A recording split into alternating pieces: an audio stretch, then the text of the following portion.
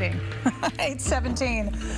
Oh boy, speaking of pot, I mean, it's different kind. New research is highlighting the negative impact marijuana has on pregnancies. Studies show that men who use marijuana at least once a week are more likely, unfortunately, to see their partner's pregnancy end in miscarriages compared to those who don't use pot. So I'm joined by Dr. T with more on this study and the other effects marijuana may have on fertility.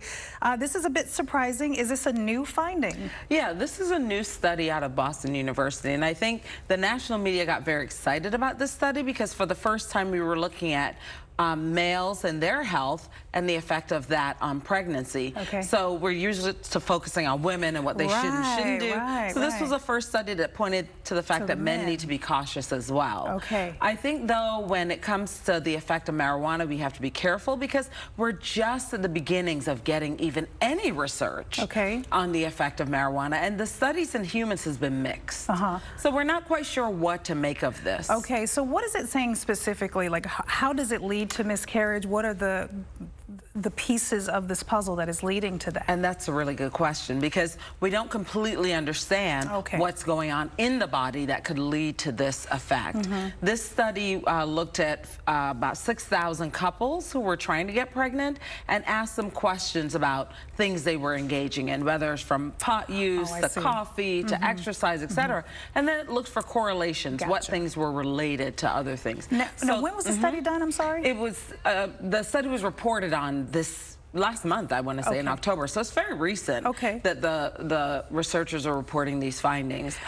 I'm wondering, you know, it obviously makes you wonder with all of the legalization of marijuana and people maybe using it more. Does that have something to do with things? And that's what we're all curious about. About 33 states now have legalized medical marijuana, and 10 more have decriminalized the use. So we're going to see a whole lot more marijuana use than we did in the past. Of course. And what are the effects on our personal health and then on fertility and pregnancy? Yeah, and it's also going to be interesting for folks who are using it for medicinal reasons, and if they're going to be concerned based on this study, even though there's not a lot of details and facts yet. But what do you do if you need it for medicine? Exactly, and we don't know the details of those answers. The medical societies are still recommending against use, especially in pregnancy, breastfeeding, because we don't know. Not because we have evidence of harms, but because we're not sure.